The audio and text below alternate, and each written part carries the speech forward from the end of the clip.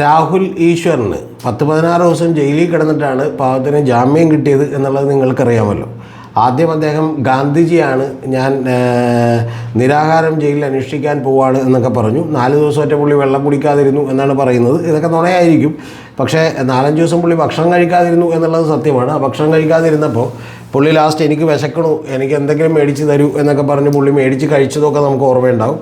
സത്യത്തിൽ വല്ലാത്തൊരു കൊമേഡിയനായിട്ടാണ് എന്ന് പറഞ്ഞിട്ടുണ്ടെങ്കിൽ പഴയ സിനിമയിൽ നേരത്തെ ഞാൻ പറഞ്ഞ പോലെ കിലുക്ക സിനിമയിൽ കിട്ടുണ്ടി വന്നിട്ട് എനിക്ക് വിശക്കണു, അപ്പോൾ നീ മറ്റേ മത്തങ്ങ തലയാന്ന് വിളിച്ചത് ഓർമ്മയില്ല എന്ന് ചോദിക്കുമ്പോൾ എനിക്കത് ഒന്നും ഓർമ്മയില്ല എന്ന് പറയുന്ന ലെവലിലാണ്. ഒരു കോമഡി പീസായിട്ടാണ് രാഹുൽ ഈശ്വർ.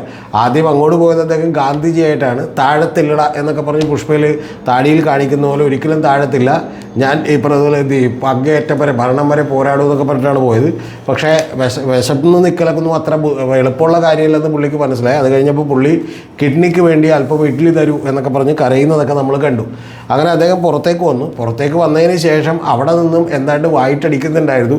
എന്തൊക്കെയോ എവിടെയൊക്കെയോ ചില തകരാറ് പോലെയാണ് എനിക്ക് തോന്നിയത്. അങ്ങനെ വായിട്ടടിക്കുന്നുണ്ടായിരുന്നു. ആ വായിട്ടടിച്ചപ്പോൾ എനിക്ക് വലിയ സങ്കടം തോന്നിയ ആകെ കാര്യം എന്ന് പറയുന്നത്, ദീപ എന്ന് പറയുന്ന അദ്ദേഹത്തിൻ്റെ വൈഫ് കരഞ്ഞുകൊണ്ട് വന്നു. പാവം ഇങ്ങനെയൊന്നും പറയല്ലേ, മിണ്ടാതിരിക്കുക, കാരണം വക്കീൽ പറഞ്ഞേക്കണമെന്ന് മിണ്ടരുത് എന്നാണെന്ന് പറയുന്നുണ്ടായിരുന്നു. കൂടാതെ ആ കൊച്ചു വന്ന് ഇടയ്ക്ക് ഇദ്ദേഹത്തെ മറ്റേ കോടതിയിൽ ഹാജരാക്കാൻ എന്തിനോ കൊണ്ടുപോയപ്പോൾ കൊച്ചു വന്ന് കെട്ടിപ്പിടിക്കുന്നതൊക്കെ കണ്ടപ്പോൾ നമുക്ക് സങ്കടം വന്നു. അതുകൊണ്ട് അവരെയൊക്കെ പാവങ്ങളായിട്ടുള്ള ആളുകളാണ്. പക്ഷേ ആ കൊച്ച് കഴിഞ്ഞ ദിവസം ഇവരുടെ എല്ലാവരുടെയും ഒരു ഇൻ്റർവ്യൂ കണ്ടപ്പോൾ ഞാൻ ഞെട്ടിപ്പോയി. കാരണം ആ കൊച്ച് വളരെ കൃത്യമായി രാഹുൽ ഈശ്വറിനോട് ചോദിച്ചു. കാരണം ഈ ജയിലിൽ നിന്ന് ഇറങ്ങിയതിന് ശേഷം ഇരുന്ന് വെറുതെ വായിട്ടടിക്കണത് കേട്ടപ്പോൾ ഈ കൊച്ചു വന്ന് ചോദിച്ചു എന്ന്, അതായത് are you trying to go to jail again എന്ന് ചോദിച്ചിരുന്നു. എന്ന് പറഞ്ഞാൽ നിങ്ങൾ വീണ്ടും ജയിലിലേക്ക് പോകാൻ ഉദ്ദേശിക്കുന്നതാണോ, അത് ശ്രമിക്കുകയാണോ എന്ന് ചോദിച്ചു. ആ കൊച്ചിനുള്ള ബുദ്ധി പോലും രാഹുൽ ഈശ്വറിനില്ല. അതുകൊണ്ട് രാഹുൽ ഈശ്വർ എന്ത് ചെയ്യുന്നു വെച്ചിട്ടുണ്ടെങ്കിൽ വീണ്ടും വായിട്ടടി തുടങ്ങി, വീണ്ടും പത്രസമ്മേളനം തുടങ്ങി, വീണ്ടും ഈ പറയുന്ന പോലെ മറ്റേ അതിജീവിതയുടെ ഒരു ഭർത്താവ് വന്ന് രാഹുൽ മാങ്കൂട്ടത്തിനെതിരെ പരാതി കൊടുത്തപ്പോൾ ഇപ്പം ഞാൻ രാഹുൽ മാങ്കൂട്ടത്തിനൊപ്പം അല്ല അയാളുടെ ഒപ്പമാണെന്നൊക്കെ പറഞ്ഞുള്ള വെറും അഭ്യാസവും വേഷം കെട്ടലും ആഭാസത്തരവും ഒക്കെ വിളിച്ച് എന്ത് ചെയ്തു, ഈ പത്രക്കാരുടെയൊക്കെ മുമ്പിൽ വെച്ച് നടത്തി. ആ പത്രക്കാരുടെയൊക്കെ മുമ്പിൽ വെച്ച് നടത്തിയിട്ടുള്ള അത്യാവശ്യത്തിലുള്ള ആഭ്യാസ പ്രകടനങ്ങളും പിന്നെ വീണ്ടും അദ്ദേഹം മറ്റേ ലാപ്ടോപ്പ് തിരിച്ചു വെച്ച് യൂട്യൂബ് വീഡിയോ ചെയ്യാൻ തുടങ്ങി. അങ്ങനെ യൂട്യൂബ് വീഡിയോ ഒക്കെ ചെയ്യാൻ തുടങ്ങിയപ്പോൾ അതിജീവിത വീണ്ടും പരാതി കൊടുത്തു. ആ പരാതി ഇപ്പോൾ കോടതിയിലേക്ക് എത്തിയിട്ടുണ്ട്. കോടതി രാഹുൽ ഈശ്വറിന് നോട്ടീസ് അയച്ചിരിക്കുകയാണ്. നോട്ടീസ് അയച്ചിട്ട് ഈ വരുന്ന 19-ാം തീയതി ഒന്നില്ലെങ്കിൽ അഭിഭാഷകൻ മുഖേന അല്ലെന്നുണ്ടെങ്കിൽ ഈ പറയുന്ന രാഹുൽ ഈശ്വർ നേരിട്ട് ഹാജരാകണം എന്ന് കോടതി ആവശ്യപ്പെട്ടിരിക്കുകയാണ്. ആ കോടതി അത് ആവശ്യപ്പെട്ടത് കൂടാതെ കോടതിയിൽ ഈ കേസുമായി ബന്ധപ്പെട്ട് ഈ അതിജീവിതയുടെ പരാതിയിൽ പോലീസ് ഒരു അന്വേഷണം നടത്തുകയും പോലീസ് കൂടി ഈ ജാമ്യം റദ്ദാക്കണമെന്ന് പറഞ്ഞൊരു റിപ്പോർട്ട് കൊടുക്കുകയും ചെയ്തേക്കണതാണ്. നേരത്തെ തന്നെ കോടതി പറഞ്ഞതാണ്. കാരണം കോടതിയിൽ കിടന്ന് എനിക്ക് 30 സെക്കൻഡ് തരൂ എന്ന് പറഞ്ഞ് അലറി വിളിക്കുകയും അതുപോലെ ജീൻസും ടീഷർട്ടും ഇട്ട് മെൻസ് കമ്മീഷൻ എന്ന് പറഞ്ഞ് നേരെ നെഞ്ചും പിരിച്ച് എല്ലുമൊക്കെ ചെയ്തപ്പോൾ തന്നെ കോടതിക്ക് മനസ്സിലായി ഇതൊരു കോമാളിയാണെന്ന്. പക്ഷേ കോടതി എന്തെങ്കിലും ദയവ് കാണിക്കാമെന്നായിരിക്കുമ്പോഴാണ് 30 സെക്കൻഡ് തരൂ എന്നൊക്കെ പറഞ്ഞ് അലറി വിളിച്ചത്.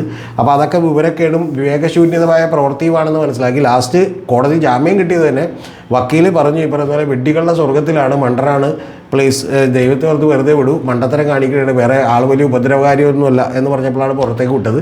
പക്ഷേ പുറത്തേക്ക് വന്നിട്ട് ഇപ്പോൾ ഇത് ചെയ്തതുകൊണ്ട് മിക്കവാറും ജാമ്യം റദ്ദാക്കപ്പെടാനുള്ള എല്ലാ സാധ്യതകളിലേക്കും ഇതങ്ങോട്ട് എത്തിക്കൊണ്ടിരിക്കുകയാണ്. എന്ന് പറഞ്ഞാൽ പുള്ളി വീണ്ടും പുള്ളിയുടെ പണിയായിട്ട് ഇറങ്ങി. അതായത് പുള്ളി അതിജീവിതകളെ എങ്ങനെയാണ് താറടിക്കുക, അപ്പോൾ അതുപോലെ തന്നെ എങ്ങനെയാണ് ഈ പറയുന്ന പോലെ അവരെ മോശക്കാരാക്കി ചിത്രീകരിക്കുക എന്നുള്ള ലെവലിലേക്ക് വീണ്ടും ആ പണിയുമായിട്ട് ഇറങ്ങി. ആ പണിയുമായിട്ട് ഇറങ്ങിയതിന് കാരണം മറ്റേ ഈ പെൺകുട്ടിയുടെ ആദ്യത്തെ പരാതി എന്ന പെൺകുട്ടിയുടെ ഭർത്താവ് ഇവർക്കെതിരെ പരാതി കൊടുത്തു.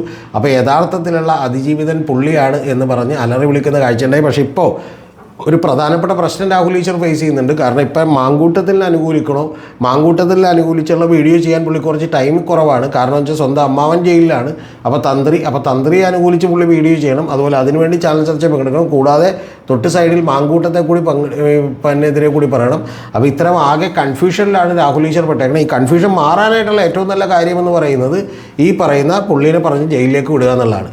പിന്നെ പുള്ളിയുടെ ഏറ്റവും വലിയൊരു സംഘടനയുണ്ട്. ആ സംഘടനയുടെ പേര് പറയുമ്പോൾ തന്നെ നമുക്ക് ചിരിയും ഒരു സങ്കടവും വരും. കാരണം എന്ന് വെച്ചിട്ടുണ്ടെങ്കിൽ നമുക്ക് കൂടി അത് നാണക്കേടാണ്. അത് പറയുന്നത് മെൻസ് അസോസിയേഷൻ എന്നാണ്. മെൻസ് അസോസിയേഷൻ എന്നല്ല, ശരിക്കും പറഞ്ഞാൽ ചെറിയ വ്യത്യാസം വരുത്തി വിളിക്കേണ്ടതാണ്.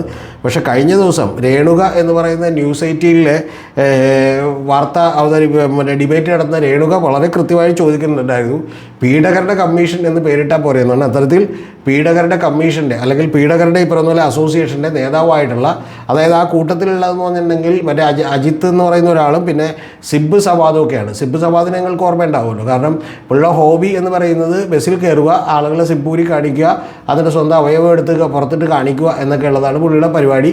അപ്പോൾ അങ്ങനെ സിബ് സവാദ് ജയിലിൽ പോയപ്പോഴും ഇവനെ ജാമ്യം എടുക്കാൻ ഇവർ പരിശ്രമിച്ചിരുന്നു. എന്നിട്ട് ജാമ്യം കിട്ടിയപ്പോൾ ഇവരെ മാലയിട്ട് സ്വീകരിച്ചിട്ട് അതേ മാലയിട്ട് ഇവർ എന്ത് ചെയ്തിരുന്നു, വേറൊരു ബസ്സിൽ കയറി വീണ്ടും ഒരു പെൺകുട്ടിയെ കാണിച്ചു. അങ്ങനെ വീണ്ടും പോലീസ് കസ്റ്റഡിയിലായി. സത്യത്തിൽ ആ നിയമമൊക്കെ കാണിക്കണമെന്നും ഇനി മെൻസ് അസോസിയേഷൻകാർ ഇത്തരത്തിൽ കാണിക്കാനുള്ള സ്വാതന്ത്ര്യം വേണമെന്നൊക്കെ ആവശ്യപ്പെടുമെന്ന് അറിയില്ല. എന്താണെങ്കിലും ഇദ്ദേഹം പറയുന്ന കേട്ടാൽ നമുക്ക് തോന്നുന്നത്, കാരണം നിരവധി പെൺകുട്ടികൾ എന്ത് ചെയ്തു, ആണുങ്ങളെ പീഡിപ്പിച്ച് ഗർഭിണിയാക്കി. അങ്ങനെ അബലകളായിട്ടുള്ള പുരുഷന്മാർക്ക് വലിയ തോതിൽ ഇവിടെ നീതി കിട്ടണം.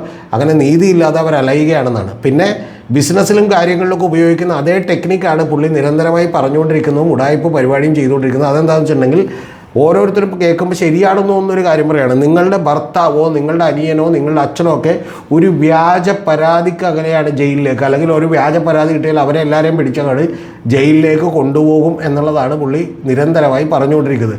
നമ്മൾ ഈ കഷണ്ടിയുടെ പരസ്യം അതുപോലെ ബാക്കിയുള്ളതിൻ്റെ പരസ്യമൊക്കെ എന്ന് പറഞ്ഞാൽ നമ്മളൊരു കോംപ്ലക്സ് ആദ്യം തന്നെ അവരുണ്ടാക്കും. എന്ന് പറഞ്ഞാൽ നിങ്ങൾ കഷണ്ടിയായിട്ടിരിക്കുന്നു, എന്തിനാണ് അങ്ങനെ ഒരു ഭർത്താവിന് വേണ്ടെന്ന് നോക്കുന്നത്, കഷണ്ടി വലിയ മോശമാണെന്ന് പറയുന്ന ഒരു കോംപ്ലക്സ് ഉണ്ടാക്കും. എന്നിട്ടാണ് കഷണ്ടിക്കുള്ള മരുന്നും ഇന്ദുലേഖയും അതുപോലെ ചന്തുലേഖ എന്നൊക്കെ പറഞ്ഞ് പല മരുന്നുകളൊക്കെ എന്ത് ചെയ്തു ഇവർ വിൽക്കും. അത് ഒരെണ്ണം വിറ്റ് അതിൻ്റെ പരിപാടി അതുകൊണ്ടൊന്നും നടക്കൂലെന്ന് ആളുകൾക്ക് മനസ്സിലാകുമ്പോൾ ഇവരുടെ സെയിം കമ്പനി തന്നെ വേറെ പേരിൽ മരുന്ന് ഇറക്കും. എന്നിട്ട് വേറെ ജയറാമിനെ കൊണ്ട് പരസ്യം കൊടുപ്പിക്കും. അപ്പോൾ ആളുകൾ അത് മേടിച്ച് തേക്കും. ഇത് രണ്ടും ഒരേ കമ്പനിയുടെ ആണെന്ന് ഇവർക്ക് മനസ്സിലാവില്ല. ഇങ്ങനെ പല പരിപാടികളുണ്ട്. അതുപോലെ തന്നെ കുടവയറ് വലിയ പ്രശ്നമാണെന്ന് നമ്മളെ ബോധിപ്പിക്കും. എന്നിട്ട് നമ്മൾ എന്ത് ചെയ്യും, ട്രെഡ്മില്ല് മേടിപ്പിക്കും. അതുപോലെ വലിയ കാശ് കൊടുത്തിട്ട് എന്ത് ചെയ്യും, മറ്റേ ഗ്രീൻ ടീ മേടിപ്പിക്കും. ഇങ്ങനെ പല പരിപാടികളും നടത്തിക്കൊണ്ടിരിക്കുകയാണ്. ഈ ഭയം വളർത്തിയാണ് ബിസിനസ് നടത്തുന്നതും ആളെ കൂട്ടുന്നതൊക്കെ. അത് രാഷ്ട്രീയത്തിലൊക്കെ അങ്ങനെ തന്നെയാണ്. കാരണം അപരമതക്കാർ ഭയങ്കരമായിട്ട് കുതിച്ചു കയറും. അതായത് അവരിവിടെ വന്ന് ജനസംഖ്യയിൽ എന്ത് ചെയ്യും, ആധിപത്യം സ്ഥാപിക്കും, നമ്മൾ പിന്നെ പെട്ടുപോകും എന്ന് പറഞ്ഞൊരു ഭയം വളർത്തും. ഏതാണ്ട് അതേപോലെയൊക്കെ തന്നെ എല്ലാ ആണുങ്ങളിലും ഭയം വളർത്താൻ പുള്ളി കടഞ്ഞ് പരിശ്രമിച്ചുകൊണ്ടിരിക്കുകയാണ്. കാരണം എന്ന് വെച്ചാൽ നിങ്ങളുടെ ആളുകളൊക്കെ ഒരു പരാതിക്ക്, അതായത് ഒരു വ്യാജ പരാതിക്ക് അകലെയാണ് എന്ന് പറഞ്ഞുള്ള തള്ള് പറഞ്ഞുകൊണ്ടിരിക്കുകയാണ്. ആ തള്ള് വീണ്ടും നിരന്തരം കൂടുമ്പോൾ ഇനി പുതിയ ഐഡിയയുമായിട്ട് എത്താനായിട്ട് ഏതാണ്ട് 10-15 ദിവസം ജയിലിൽ ചെന്ന് വിശ്രമിക്കുന്നത് നന്നായിരിക്കും. കൂടാതെ പറ്റുമെങ്കിൽ ഇദ്ദേഹത്തെ എന്ത് ചെയ്യണം, ഒരുമിച്ച് രാഹുൽ മാങ്കൂട്ടത്തിൽ ഒരുമിച്ച് ജയിലിലേക്ക് ഇട്ടാൽ ഇവർക്ക് അവിടെ നിന്ന് എന്ത് ചെയ്യാം, മറ്റേ കല്ല് കളിക്കാനും അതുപോലെ തന്നെ കൂടാതെ ഇതിനു വേണ്ടിയിട്ടുള്ള പരിപാടികൾ ആസൂത്രണം ചെയ്യാനുള്ള സമയം കിട്ടും. അപ്പോൾ അതുകൂടി ചെയ്തു കൊടുത്താൽ വളരെ നല്ലതായിരിക്കും. എന്തായാലും കുറച്ച് ദിവസം ജയിലിൽ കിടക്കുന്നത് വളരെ വളരെ നല്ലതായിരിക്കും.